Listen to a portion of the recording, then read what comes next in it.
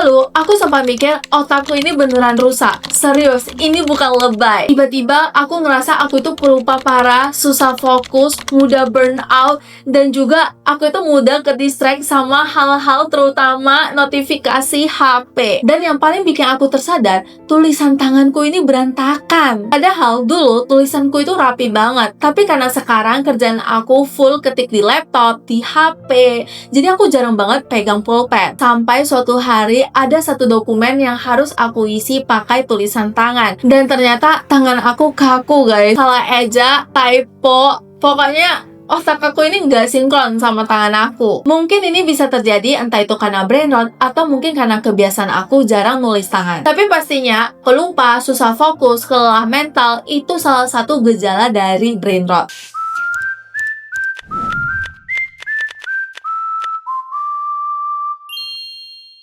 Video ini bukan cuma teori aja, tapi juga ada personal story aku. Gimana aku sadar kalau aku itu terkena brain rot, apa penyebabnya, apa kata ilmuwan soal ini, dan apa yang aku lakuin di tahun 2026 untuk beresin hal ini. Tapi sebelum lanjut ceritanya, aku mau jelasin dulu. Sebenarnya brain rot itu apa sih? Jadi simpelnya gini, brain rot itu kondisi di mana otak kita ini jadi lemah, lambat, alias lemot. Gara-gara kebanyakan mengkonsumsi konten-konten ringan di sosial media yang gak merangsang otak kita itu jadi berpikir. Coba bayangin otak itu kayak otot. Kalau tiap hari dia cuma dikasih konten-konten 15 detik yang gampang dicerna dan gak butuh mikir sama sekali, lama-lama kemampuan otak kita buat fokus dan mencerna hal-hal yang lebih kompleks juga ikut menurun. Persis kayak otot yang gak pernah dilatih berat, lama-lama bakal ikut melemah. Brain rot ini bisa muncul dari hal-hal kayak stalking akun selebgram random, ikutin drama-drama yang ada di sosmed, nge-scroll reels, TikTok, short tanpa ada tujuan sampai kamu itu lupa waktu. Dan masih banyak kebiasaan-kebiasaan lainnya di sosmed yang sama-sama nggak ngerangsang otak kita untuk berpikir. Brain rot ini beneran fenomena nyata yang mulai banyak yang ngebahas ini. Karena ternyata dampaknya itu lumayan serius ke kehidupan kita sehari-hari. Dan sayangnya aku ngalamin sendiri gimana efek dari dampak itu. Jadi ceritanya gini,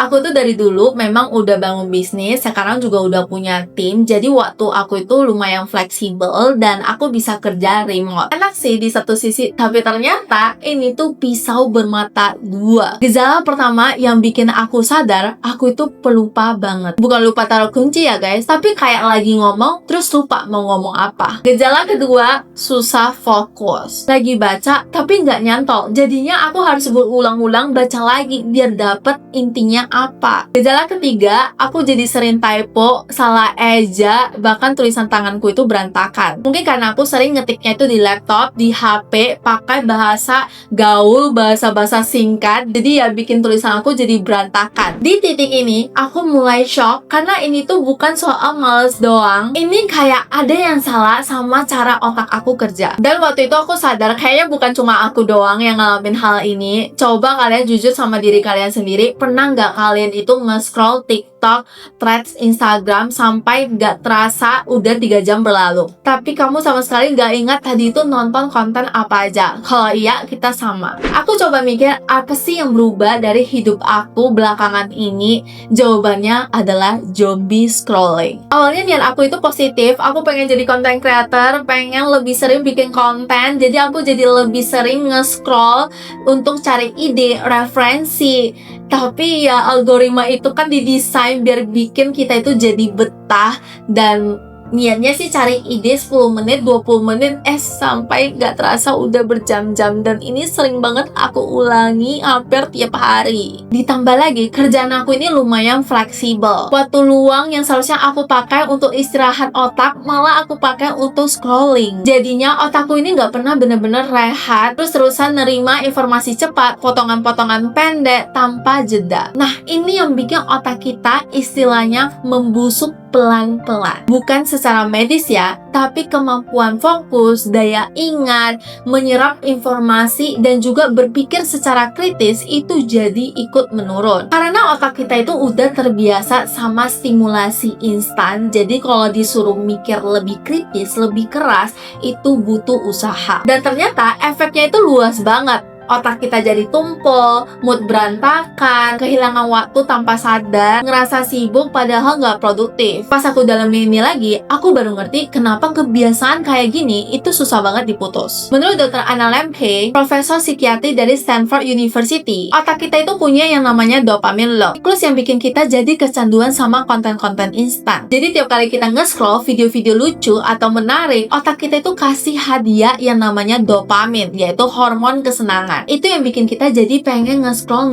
lagi. Tapi masalahnya kalau otak kita terus-terusan dikasih hadiah instan kayak gitu, lama-lama dia jadi males untuk memproses hal-hal yang lebih kompleks. Nah, ini pas banget sama yang aku alami. Otakku ini udah keenakan sama hal-hal instan, hal-hal yang cepat. Jadi begitu disuruh nulis, baca bacaan yang panjang, dia berasa berat banget. Kayak udah lama nggak olahraga, tapi disuruh lari. Tepat di akhir tahun lalu, aku bener-bener sadar kalau aku tuh nggak boleh gini-gini terus. Ini bukan cuma soal produktivitas kerja, tapi ini udah menyangkut fungsi otak aku sehari-hari. Kalau dibiarin, gimana 5 tahun, 10 tahun ke depan? Dari situ, aku mulai bikin resolusi tahun 2026. Dan aku mau share, siapa tahu ini juga bisa jadi referensi buat kamu. Ini ada beberapa hal yang aku lakuin untuk meminimalisir brain rot ini. Pertama, journaling. Aku mulai rajin journaling untuk mengekspresikan perasaan aku, keseharian aku, dan pastinya juga ngelatih otak aku biar bisa fokus lebih lama. Oh ya, kalau kalian suka konten-konten bisnis, relationship, self-growth kayak gini, aku baru buka membership channel. Di sana kalian bakal dapat akses video lebih awal, konten-konten eksklusif yang gak pernah aku post di publik. Cara joinnya itu gampang banget, kalian tinggal klik join di bawah video ini. Support sekecil apapun itu udah berarti banget buat aku, biar aku lebih konsisten bikin video-video konten kayak gini yang semoga aja bisa bermanfaat untuk banyak orang. Kedua, olahraga. Aku sadar kalau aku rebahan, ujung-ujungnya pasti scrolling lagi. Jadi, aku ganti waktu luang aku buat gerak. Selain badan lebih sehat, olahraga juga udah terbukti bisa meningkatkan fungsi otak kita. Dan pastinya, kita juga bisa bangun koneksi dengan orang baru. Ketiga, belajar bahasa baru. Bahasa yang aku pelajari yaitu bahasa Mandarin. Sebenarnya aku udah belajar bahasa Mandarin ini sejak aku sekolah, jadi udah ada basicnya. Tapi karena udah lama nggak kepake, pasti udah banyak yang lupa. Jadinya aku mutusin untuk belajar bahasa Mandarin lagi, sekalian belajar untuk nulis. Dan kalian tahu kan, tulisan Mandarin itu susah banget, butuh fokus yang tinggi. Nah, ini yang aku pengen, sesuatu yang maksa otak aku biar bisa bekerja lebih keras dan bukan hanya untuk menerima informasi instan kayak scrolling. Selain 3 hal itu, aku juga mulai lebih sadar diri, mulai membatasi waktu untuk scrolling, kasih waktu untuk otak aku bener-bener istirahat, bukan malah pindah dari satu distraksi ke distraksi lainnya. Kalau kamu masih nonton sampai bagian ini, mungkin kamu juga lagi ngerasa hal yang sama kayak aku. Tapi tenang aja, brain rot itu bukan sesuatu yang permanen. Kita bisa ngelatih otak kita buat bisa fokus lagi. Jadi ini update cerita aku sebagai orang yang terkena brain rot. Prosesnya itu gak instan, aku juga masih belajar, tapi at least sekarang aku udah sadar dan aku lagi jalani perubahan pelan-pelan lewat journaling, olahraga, belajar bahasa baru. Kalau kamu punya cerita atau pengalaman yang sama, share di kolom komentar ya, mana tahu kita bisa saling ingetin. Kalau video ini relate banget sama kamu, jangan lupa like, comment, and subscribe biar kalian gak ketinggalan video-video aku selanjutnya. See you in the next video, bye bye.